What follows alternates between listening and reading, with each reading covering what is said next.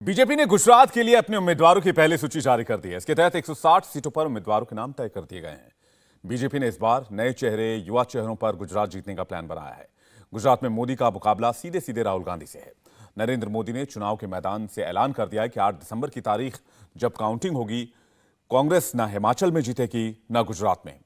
मोदी को ground zero से क्या रिपोर्ट मिली है, एक्सक्लूसिव डिटेल्स दिखाने जा रहे हैं आपको इस रिपोर्ट में। तमिलनाडु में 60 साल हो गए। पश्चिम बंगाल, त्रिपुरा देखिए, 50 साल में पैर नहीं रखने दिया उनको। उत्तर प्रदेश, बिहार, गुजरात के लोगों ने कांग्रेस को 40 साल से सत्ता के बाहर करके रखा हुआ है। नागालैंड में भी कांग्रेस करीब 25 साल से लगातार चुनाव हार रही है। कांग्रेस का आधार आज भी परिवारवाद ही है।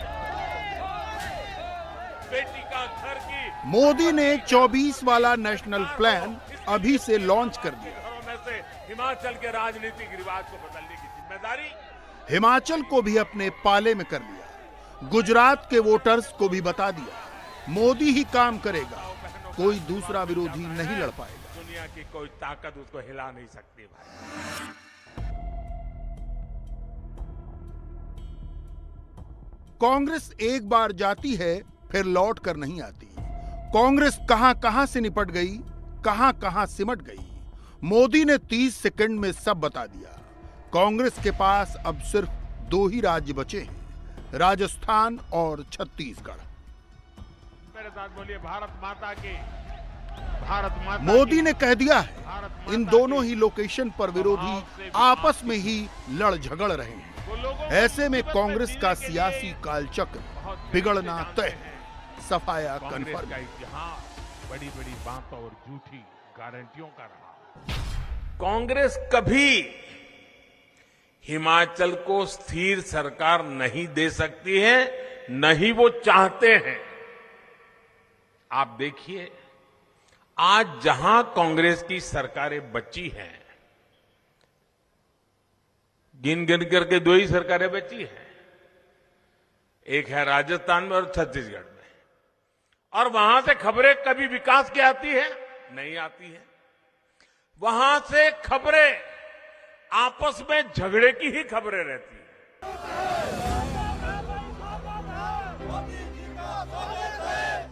मोदी का हर एक पॉलिटिकल मैसेज नेशनल पर्सपेक्टिव में होता है। प्रधानमंत्री हिमाचल के वोटर्स को एड्रेस करते हैं तो गुजरात वालों को भी हिंट दे देते हैं।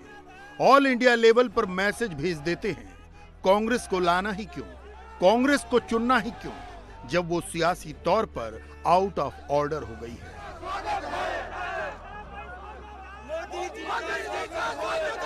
कांग्रेस का इतिहास क्या है और लोगों का कांग्रेस के प्रति गुस्सा कितना है। एक बार सरकार से गई तो फिर उसका वापस लौटना ही मुश्किल होता है। अब देखिए, तमिलनाडु करीब 60 साल पहले वहां से कांग्रेस को निकाला, अब तक वापस नहीं आई। 60 साल हो गए, घुसने नहीं देते। ये पश्चिम बंगाल देखिए, त्रिपुरा देखिए, 50 साल हो गए कांग्रेस को हटाया। 50 साल पहले 50 साल में पैर नहीं रखने दिया उनको। उत्तर प्रदेश, बिहार और गुजरात के लोगों ने कांग्रेस को करीब 40 साल से सत्ता के बाहर करके रखा हुआ है। कई ऐसे राज्य हैं जहां कांग्रेस का एक भी विधायक नहीं है। कांग्रेस का आधार आज भी परिवारवाद ही है। आपने 5 साल पहले कांग्रेस की विदाई कर दी थी, अब उसे लौटने नहीं देना है, घुसने मत दीजिए। राहुल महाराष्ट्र में भारत तो जोड़ रहे हैं, लेकिन सियासी लड़ाई में वोट नहीं बटोर पा रहे। हां, डायलॉग भारी भरकम मार रहे हैं। जानबूझ के देश में डर फैलाते हैं। इनकी पॉलिसीज डर फैलाने की पॉलिसीज है। नोटबंदी, जीएसटी, प्राइवेटाइजेशन, और फिर ये लोग डर को नफरत में बदलने का काम करते हैं, नफरत और हिंसा फैलाते हैं। कांग्रेस की लीडरशिप हिमाचल में डेरा जमाए बैठी है। राष्ट्रीय अध्यक्ष मल्लिकार्जुन खड़गे कांग्रेस शासित 2 राज्यों के सीएम के साथ मिलकर वोटर्स को रिझा तो रहे हैं, मगर अपनी पार्टी से पब्लिक का कनेक्शन नहीं ढूंढ पा रहे हैं। हां, सोशल मीडिया पर आरंभ है प्रचंड वाला टेक्स्ट खूब घूम रहा है। खड़गे की तलवार वाली तस्वीर जरूर वायरल हो रही है। प्रियंका भी खूब त्रिशूल लहरा रही है, वोटर्स को बहला फुसला रही है, और इन्हीं तस्वीरों के आधार पर कांग्रेस दावा कर रही है कि हिमाचल में तो राहुल की लहर है, कांग्रेस ही नंबर 1 है। आज मेरा सौभाग्य है। सर, भारतीय जनता पार्टी लगातार कह रही है कि राज नहीं, इस बार रिवाज बदला जाएगा, क्योंकि हर 5 साल में परंपरा है सरकार बदलने की, लेकिन बीजेपी का दावा है कि इस बार ऐसा नहीं होने जा रहा है। पहाड़ में उनका दावा खोखला साबित होगा। यहाँ पर कांग्रेस की लहर चल रही है, घबरा गए लोग, इतने घबराई सरकार है, ये जाने वाली है। 12 तारीख को जो वोटिंग होगा यहाँ पर, तो एक तरफा वोटिंग होगी, कांग्रेस पक्ष में होगी, यहाँ भी, गुजरात के अंदर भी। और राहुल गांधी की यात्रा जो है वो पूरा संदेश दे रही है पूरे देश के अंदर, उसका भी लाभ मिलेगा हिमाचल में भी और गुजरात के अंदर भी मिलेगा। बीजेपी कह रही है राहुल जी आ इसलिए नहीं रहे हैं राजस्थान में क्योंकि उनको हार जो है वो दिख रही है अपनी। देखिए, मैंने कहा आपको कि राहुल गांधी की यात्रा का लाभ पूरे देश के अंदर कांग्रेस को मिल रहा है। कांग्रेस के दावे के उलट एक ग्राउंड रियलिटी ये भी है कि जमीन पर भीड़ मोदी को सुनने आई, योगी को देखने आई, घर की छतों पर, दुकानों पर, गांव में, बाजारों में कांग्रेस का पंजा नहीं, बीजेपी का भगवा झंडा ही सुपरहिट है। हिमाचल का ऑटो वाला भी मोदी मोदी कर रहा है। हिमाचल में अब की बार मोदी जयराम का नारा ही चल रहा है, और इस सियासी थ्रिलर की बिग पिक्चर मोदी की रैलियों में दिख रही है। जबरदस्त माहौल बन चुका है। मोदी ने खुल्लम खुल्ला कह दिया है, काम तो बीजेपी ही करेगी, जनता विरोधियों के जाल में नहीं फंसेगी। कांग्रेस यानी अस्थिरता की गारंटी, कांग्रेस यानी भ्रष्टाचार, घोटाले की गारंटी, कांग्रेस यानी विकास कार्यों में रोड़े अटकाने की गारंटी। कई राजनीतिक दल सिर्फ और सिर्फ परिवारवाद और वोट बैंक की पॉलिटिक्स के भरोसे चल रहे हैं। इसलिए बीजेपी की सरकारों का जैसे जैसे लोगों को अनुभव आता है, लोगों का विश्वास बढ़ता जाता है और बार बार आशीर्वाद मिलता रहता है। कांग्रेस जैसे ये दल जब सरकार में होते हैं तो सोचते हैं कि 5 साल बाद सरकार तो बननी नहीं है, 5 साल के बाद बदल होने ही वाला है, तो फिर काम करने की क्या जरूरत है, मौज करो, यही करते रहते हैं ना। और इसलिए उनका अपना पूरा ध्यान 5 साल में जितना इकट्ठा कर सके, जितना माल लुटाई कर सके, तिजोरी भर सके, काली कमाई कर सके, उसी में लगा रहता है।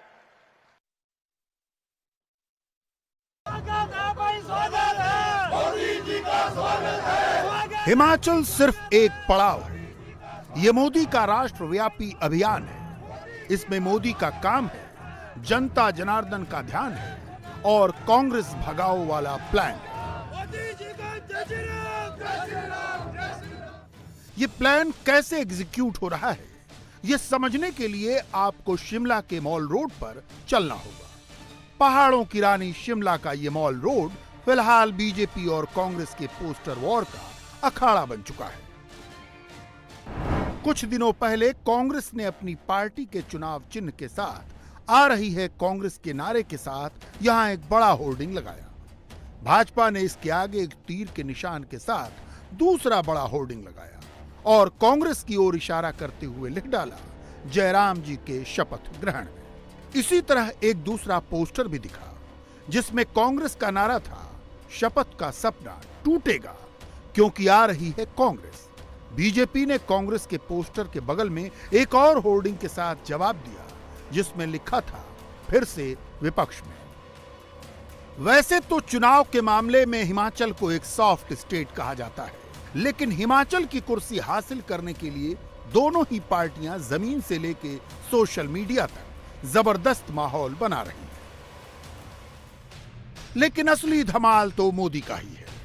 प्रधानमंत्री जनता जनार्दन का आशीर्वाद भी मांगते हैं, कांग्रेस को शहंशाह वाला ताना भी मारते हैं। जो क्षेत्र कभी कांग्रेस का गढ़ माने जाते थे, वहां से कांग्रेस का पूरी तरह से सफाया हो गया है। ओडिशा जितना बड़ा राज्य, कांग्रेस गायब। तेलंगाना, कांग्रेस साफ। यूपी बिहार ने तो बहुत पहले ही कांग्रेस को विदा कर दी। इसकी वजह है कांग्रेस द्वारा खुद को ईश्वर रूपी जनता जनार्दन से भी वो अपने आप को बड़े शहंशाह मानते हैं, बड़े मानते हैं। उसी का ये नतीजा है कि जनता लगातार उनको सजा दे रही है। चुनावी सभा के लिए जाते वक्त अपना काफिला रोककर एम्बुलेंस को रास्ता देते हैं। यह सब सिर्फ कुछ सेकंड्स के लिए होता है, लेकिन मोदी ऐसे जेस्चर्स से सीधे सीधे वोटर्स के दिमाग को अट्रैक्ट करते हैं। इसीलिए तो मोदी को जनता का प्रधान सेवक कहते हैं और वोटर्स मोदी के नाम पर ही अपनी सरकार चुनते हैं। मोदी के विरोधियों को बार बार रिजेक्ट करते हैं। कांग्रेस यहां पिछले 5 साल से विपक्ष की भूमिका में है, लेकिन इस दौरान दिल्ली से कांग्रेस के ऑल इंडिया लीडर लोकसभा चुनाव के प्रचार को छोड़ करके क्या कभी आपका हाल पूछने के लिए आए थे क्या? कभी आए थे क्या? कभी आपका हाल जानने के लिए आए थे? कभी कोई मुसीबत आई तो वो आपके पास आए थे? अब हिमाचल के लोगों ने भी ठान लिया है कि अब तो कांग्रेस को हिमाचल से बिस्तरा बोरिया उठा करके निकालना ही पड़ेगा। हिमाचल के रास्ते गुजरात का किला फतह करने के लिए मोदी ने एक एमओयू साइन किया है। अब आप सोचेंगे कि मोदी के सियासी एमओयू का मतलब क्या है। एम यानी महिला, ओ यानी ओल्ड या कहें बुजुर्ग, और नंबर 3 है यूथ। हिमाचल की चुनावी सभा में मोदी ने इन तीनों ही ग्रुप को टारगेट किया तो क्या असर वोटर्स के दिमाग पर हुआ? इसका जवाब मोदी का वही वोट बैंक दे सकता है जिसे प्रधानमंत्री ने 14 से ही अपने पाले में कर रखा है। और ये मोदी के वोटर्स का वो तबका है जिसमें हर चुनावी सीजन में इजाफा होता रहता है, यानी महिलाएं। किसकी हवा लग रही है? कौन, क्या लग रहा है इस बार बीजेपी रिपीट करेगी? यस, हाँ जी। क्या लग रहा है इस बार बीजेपी रिपीट करेगी या कांग्रेस पार्टी सरकार? करना तो चाहिए बीजेपी ने रिपीट, क्योंकि जो बीजेपी का वर्क है ऐसा तो अच्छा वर्क रहा बीजेपी वाले का, वैसे आनी तो चाहिए, रिपीट तो होनी चाहिए। वैसे तो पब्लिक के हाथ में, अब क्या बोलती है पब्लिक। तो नहीं, ये जीतनी चाहिए बीजेपी। हाँ जी, बड़ी बड़ी जयराम ने पेंशन लगाई है, सब कुछ किया है हमारे को बुजुर्गों को, तो यही जीतने चाहिए थे। मैम हम तो चाहेंगे सेम सरकार आए। ऐसा नहीं है कि काम नहीं हुआ है, काम बहुत हुआ है, बट थोड़ा टाइम लगता है हर चीज को। तो घर का मुखिया भी होता है, उसको भी टाइम लगता है थोड़ा सेटल होने में। तो हम तो चाहेंगे कि सरकार रिपीट हो, और होगी। क्या क्या ऐसा किया है सरकार ने जो आपको लगता है ये रिपीट होगी? देखो, किया तो बहुत कुछ है, बहुत कुछ है, बच्चों के लिए, महिलाओं के लिए। ये मोदी जी ने बड़ी अच्छी योजना चलाई कि उन्होंने 5 लाख का इंश्योरेंस जो हॉस्पिटल में जो एडमिट होगा उनको मिलेगा। हिम केयर योजना बहुत ही अच्छी चलाई। अब की बार मोदी के फेवर में हिमाचल के लोगों का जो मूड है, ओपिनियन पोल में भी वही मूड दिख रहा है। यानी इस बार हिमाचल वाले हर 5 साल में सरकार बदलने वाली परंपरा तोड़ सकते हैं, बीजेपी को वापस लाकर एक नया इतिहास रच सकते हैं। कांगड़ा, हमीरपुर, मंडी, शिमला, इन सारे लोकेशन की हॉट सीट्स का पॉलिटिकल कैलकुलेशन निकल चुका है। ओपिनियन पोल का डेटा मोदी को लेकर पब्लिक का मूड बता रहा है। बहुत बहुत धन्यवाद। कांग्रेस की वापसी मुश्किल दिख रही है। हिमाचल में बीजेपी को एक बार फिर मोदी ही वापस लेकर आ रहे हैं। एक नई परंपरा की शुरुआत कर रहे हैं। किसको कितनी सीटें मिलेंगी ये आपके टेलीविजन स्क्रीन पर है। भारतीय जनता पार्टी के खाते में 8 से 11 सीटें जाती हुई नजर आ रही हैं। वहीं अगर बात करें कांग्रेस की तो 5 से 8 सीटें आ सकती हैं कांग्रेस के हाथ में। और अगर अन्य की बात करें तो 0 से 1 सीट अन्य के खाते में भी जा सकती है। तो ये हमीरपुर की सीटों का बंटवारा है जो ओपिनियन पोल अभी तक आया है, जो जनता की राय से समझ में आया है। उसके मुताबिक भारतीय जनता पार्टी हमीरपुर में बढ़त बनाएगी। जनता अभी किसकी तरफ मन बना रही है वो आप इन आंकड़ों से समझ सकते हैं, इस ओपिनियन पोल से समझ सकते हैं। सबसे सटीक ओपिनियन पोल और प्रधानमंत्री ने आज जो कहा वही ओपिनियन पोल में झलकता हुआ भी नजर आ रहा है। कांगड़ा में भी कांग्रेस पीछे खिसक गई है और भारतीय जनता पार्टी कांगड़ा रीजन में भी बढ़त बनाते हुए नजर आ रही है। अगर बात करें बीजेपी की तो उसके खाते में 12 से 15 सीटें जाएंगी और कांग्रेस के खाते में 5 से 8 सीटें जाएंगी। शिमला की अगर बात करें तो भारतीय जनता पार्टी के खाते में 6 से 9 सीटें। वहीं कांग्रेस थोड़ी सी आगे निकलती हुई 8 से 11 सीटें कांग्रेस के खाते में जा सकती हैं।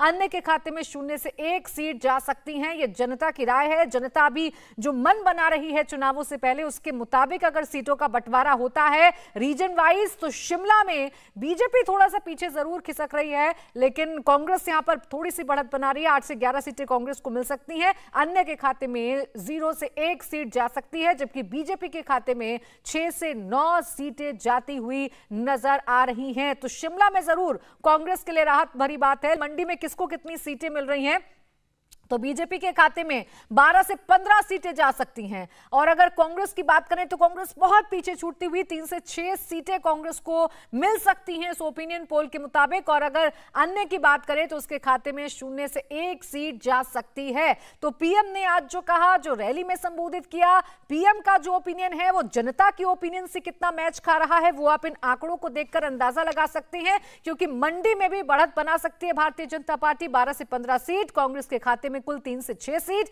और अन्य के खाते में 0 से 1 सीट जा सकती है। यानी बीजेपी ने यहां पर बढ़त बना ली है। कमल खिलता हुआ नजर आएगा 12 से 15 सीटों पर। ये ओपिनियन पोल है, जनता की राय है चुनाव से ठीक पहले की। ओपिनियन पोल ये कह रहा है कि 38 से 43 सीटें मिल सकती हैं भारतीय जनता पार्टी को, 24 से 29 सीटें मिल सकती हैं कांग्रेस को। और अगर हम बात करें अन्य की तो 1 से 3 सीट अन्य के खाते में जा सकती है। यानी कि बीजेपी बढ़त बना रही है, बीजेपी कांग्रेस से आगे निकल गई है। जो एक रिवाज हिमाचल प्रदेश के लिए कहा जाता है वो रिवाज टूटता हुआ कम से कम इस ओपिनियन पोल में तो नजर आ रहा है। क्योंकि हर 5 साल में हिमाचल प्रदेश में सरकार बदलती है, लेकिन इस बार जैसे उत्तर प्रदेश और उत्तराखंड में रिवाज बदला, ऐसे ही हिमाचल प्रदेश में भी ओपिनियन पोल इस तरफ इशारा कर रहा है कि रिवाज टूटेगा और एक बार फिर से भारतीय जनता पार्टी की जो सरकार है वो हिमाचल प्रदेश में बन सकती है।